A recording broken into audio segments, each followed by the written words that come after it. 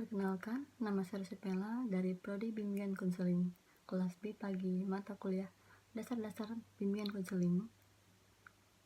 Baiklah, di sini saya akan menjelaskan tentang konsep dasar bimbingan konseling. Konsep dasar bimbingan konseling terdiri dari 8, yaitu 1. Pengertian bimbingan konseling.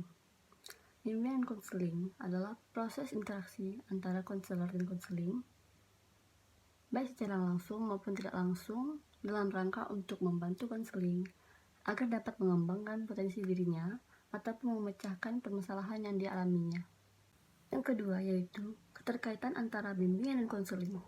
Ada yang menganggap bahwa bimbingan dan konseling merupakan satu satuan yang saling melengkapi, di mana bimbingan adalah pemberian bantuan untuk dapat memecahkan suatu permasalahan, dan konseling adalah hubungan yang dilakukan langsung bertatap muka, di mana pengertian bimbingan konseling ini sama-sama untuk memecahkan masalah dan bisa untuk face to face yang bersangkutan langsung. Yang ketiga yaitu ciri khas persamaan antara bimbingan dan konseling. Ciri khas persamaan antara bimbingan dan konseling terletak pada tujuan yang hendak dicapai, yaitu sama-sama diterapkan dalam program persekolahan, sama-sama berusaha untuk mendirikan individu, dan sama-sama mengikuti norma-norma yang berlaku di lingkungan masyarakat tempat kedua kegiatan tersebut dilakukan. Yang keempat yaitu bidang bimbingan dan konseling. Pertama, bidang bimbingan pribadi, yaitu siswa menemukan dan mengembangkan pribadi yang beriman dan bertakwa terhadap Tuhan Yang Maha Esa, mantap, mandiri, serta sehat jasmani dan rohani. Yang kedua yaitu bidang bimbingan sosial. Dalam bidang bimbingan sosial, pelayanan bimbingan dan konseling di sekolah berusaha membantu peserta didik mengenal dan berhubungan langsung dengan lingkungan sosialnya yang dilandasi budi pekerti, tanggung jawab, kemasyarakat, dan bernegara. Bidang bimbingan belajar. Dalam bidang bimbingan belajar, layanan bimbingan konseling membantu peserta didik untuk menumbuhkan dan mengembangkan sikap dan kebiasaan pelajar yang baik dalam menguasai pengetahuan dan keterampilan sejalan dengan perkembangan ilmu pengetahuan, teknologi, dan kesenian, serta persiapan peserta didik untuk melanjutkan pendidikan ke tingkat yang lebih tinggi atau terjun ke lapangan pekerjaan tertentu. Bidang bimbingan karir. Dalam bidang bimbingan karir, pelayanan bimbingan dan konseling ditujukan untuk mengenal potensi diri, mengembangkan dan memantapkan pilihan karir. Yang kelima yaitu orientasi bimbingan dan konseling. Pertama, orientasi perseorangan.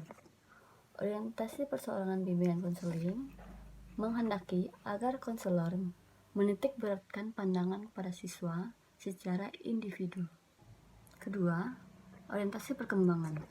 Orientasi perkembangan dalam bimbingan konseling lebih menekankan lagi pentingnya peranan perkembangan yang terjadi yang hendaknya diterjadikan dalam diri individu. Ketiga, orientasi permasalahan. Orientasi permasalahan secara langsung bersangkut paut dengan fungsi pencegahan dan fungsi pengentasan. Yang keenam yaitu ruang lingkup bimbingan dan konseling.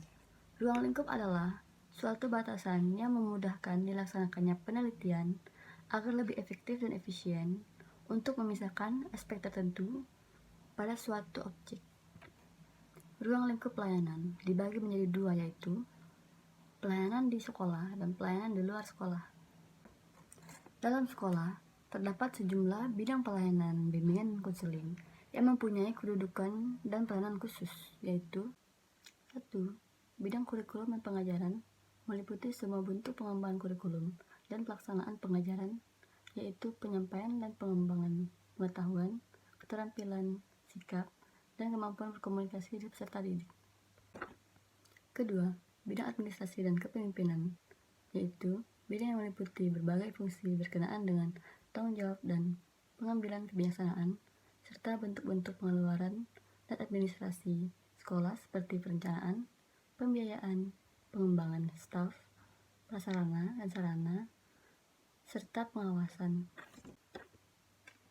Ketiga yaitu bidang kesiswaan, yaitu bidang yang meliputi berbagai fungsi dan kegiatan yang mengacu pada pelayanan kekesiswaan secara individual agar masing-masing peserta didik dapat berkembang sesuai dengan bakat, potensi, minat-minatnya, serta tahap-tahap perkembangannya.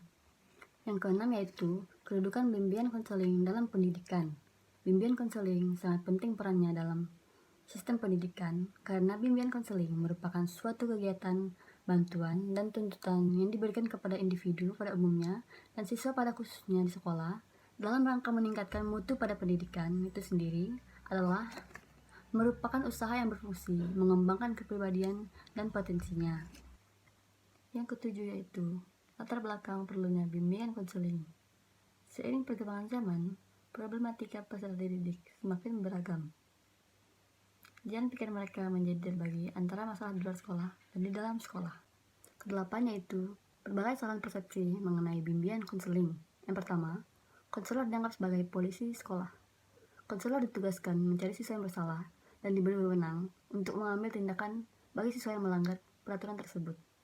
Konselor didorong untuk mencari bukti-bukti atau berusaha agar siswa mengaku bahwa ia telah berbuat sesuatu yang tidak pada tempatnya atau kurang wajar.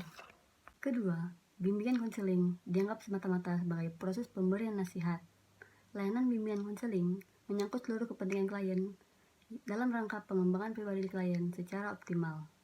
Konselor harus melakukan upaya-upaya tindak lanjut serta mensinkronisasikan upaya yang satu dengan upaya yang lain hingga seluruh upaya tersebut menjadi rangkaian berkesinambungan.